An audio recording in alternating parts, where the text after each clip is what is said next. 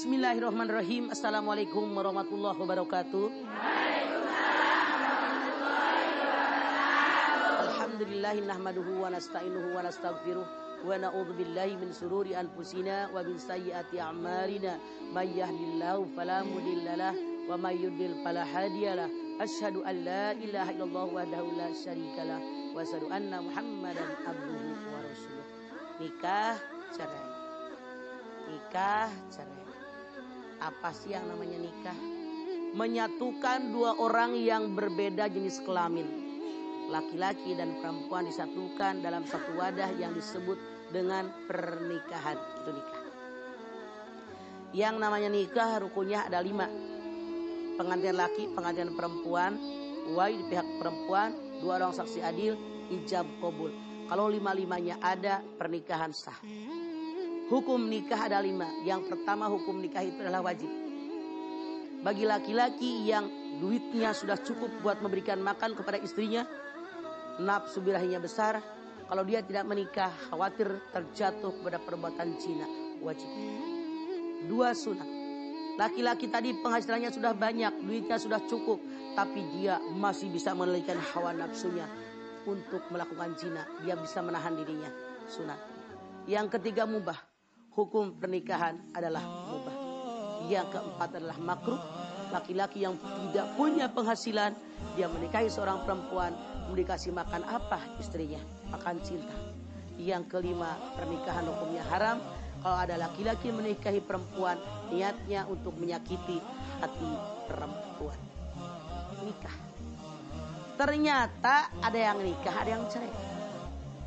Cerai itu berpisah. Berpisahnya laki-laki dan perempuan, suami istri dalam wadah pernikahan, berpisah, bercerai. Ada yang namanya hukum cerai, itu hukumnya adalah wajib. Kenapa? Kalau suami istri dipersatukan, dinasehati, tidak juga mempan, mereka angguran saling menyakiti satu dengan yang lain, hukum perceraian adalah wajib. Kemudian mubah, ini dasar hukum perceraian. Yang namanya pernikahan itu adalah sesuatu yang dihalalkan tapi dibenci oleh Allah Subhanahu wa taala. Apa maksudnya di sini? Orang yang berumah tangga harusnya berusaha sedemikian rupa mempertahankan rumah tangganya. Kalau bisa sampai datang kematian, jangan bercerai dengan pasangannya. Tapi apa hendak dikata? Seandainya suatu saat laki-laki perempuan sudah maksimal berusaha menyatukan hati mereka, menyatukan itikad mereka, visi misi mereka dalam rumah tangga, ternyata ada ketidakcocokan, harusnya dicari persamaan bukan perbedaan. Namun kalau sudah tidak bisa lagi dipersatukan, boleh jadi terjadi perceraian. Nikah, cerai. Kalimat cerai ada 2. Yang pertama kalimat sorry, saya talak kamu, saya ceraikan kamu. Bercanda, emosi ataupun marah, atau biasa-biasa suami mengucapkannya, jatuh talak. Yang kedua, kalimat talak itu kalimat kiasan. Suami bilang, keluar kamu, pergi, bosan lihat kamu, sono pulang ke rumah mama kamu. Kalau suami niat menceraikannya, jatuh cerai kepada istrinya. Kalau seandainya sudah diceraikan, sebelum 3 bulan 10 hari suami mengucapkan talak, baik kalimat sorry maupun kalimat kiasan, suami ingin kembali, namanya adalah tolak roj'i. Ditolak boleh dirujuk. Tapi sebelum 3 bulan 10 hari suami bilang ke istrinya akan merujuk, ada saksi 2 orang laki-laki balik berakal, mereka kembali berumah tangga, selesai permasalahan. Namun kalau seandainya kalimat cerai tadi sudah melewati 3 bulan 10 hari, suami ingin kembali, tidak cukup dengan rujuk, tapi tajdidun nikah, pernikahan baru. Ada pengantin laki, pengantin perempuan, wali pihak perempuan, 2 orang saksi yang adil, kembali ada ijab qabul. Cuma tidak perlu dicatat di kantor KUA karena yang kemarin belum dicabut catatannya. Jadi inilah yang disebut cerai. Ada orang ngegampangin, nikah, cerai. Nikah lagi, cerai. Yang Anda jangan lupa dalam hukum fikih, maksimal cerai itu 2 kali. Nikah roj'i, jadi rujuk. Kalau sudah talak 3, itu sudah tidak boleh. Namanya talak bain kubro. Orang yang sudah cerai 3 kali tidak boleh kembali kecuali ada mukhalil.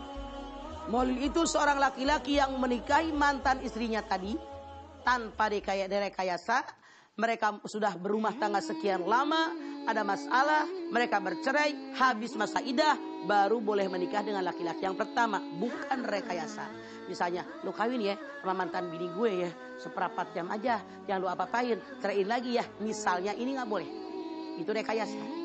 Makanya yang disebut mukhalil itu bukan bohong-bohongan, bukan kayak sinetron, tapi nyata, benar-benar menikahi bekas istrinya tadi. Ada masalah, mereka bercerai, habis masa iddah, baru boleh kembali kepada suami yang pertama. Kenapa ada masa iddah? Agar para suami dan istri berpikir, jangan ngegampangin ngomong kalimat cerai. Tidak sedikit suami yang dikit-dikit berantem, gue ceraiin deh. Awas deh, gue ceraiin. Ngancem kok dengan kalimat cerai. Tidak sedikit perempuan yang nantangin suaminya, ceraiin deh. Apa? Ceraiin gue. Laki lu bilang iya gue ceraiin, nangis lo. Yang belagu jadi perempuan. Apaan sih Marwata? Leman. Oh leman.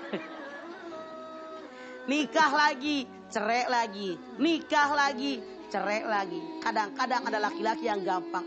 Cerai 3 kamu. Ya Allah. Nyeri. Talak tilu sekalian saking sakitnya. Makanya jangan dipakai main. Hadis Nabi mengatakan ada 3 kata yang bercanda dan seriusnya dianggap serius. Nikah, cerai, rujuk. Bercanda serius, serius. Makanya jangan dipakai main, jangan dipakai bercanda, jangan dipakai serius. Karena semuanya jurusannya jadi serius. Hati-hati 3 kata, nikah, cerai, rujuk. Jangan jadi orang nikah, cerai. Artinya hukum agama dipermainkan. Wala tattabi'u khutuwatis syaiton. Jangan mengikuti langkah setan. Setan musuh yang sangat nyata buat kalian. Kenapa orang yang bercerai itu digodain setan yang paling hebat? Iblis itu punya singgasana di atas lautan, di atas air. Datang iblis yang satu. Raja iblis nanya, apa yang kamu kerjakan? Mau goda orang tadi begini. Oh biasa. Datang lagi iblis belakangan. Kok kamu terlambat? Kata raja iblis. Capek. Emang kenapa? Saya godain tuh suami istri biar mereka bercerai. Makanya tadi saya terlambat datang. Saya tinggalkan mereka dalam kondisi suami sudah mentalak istrinya.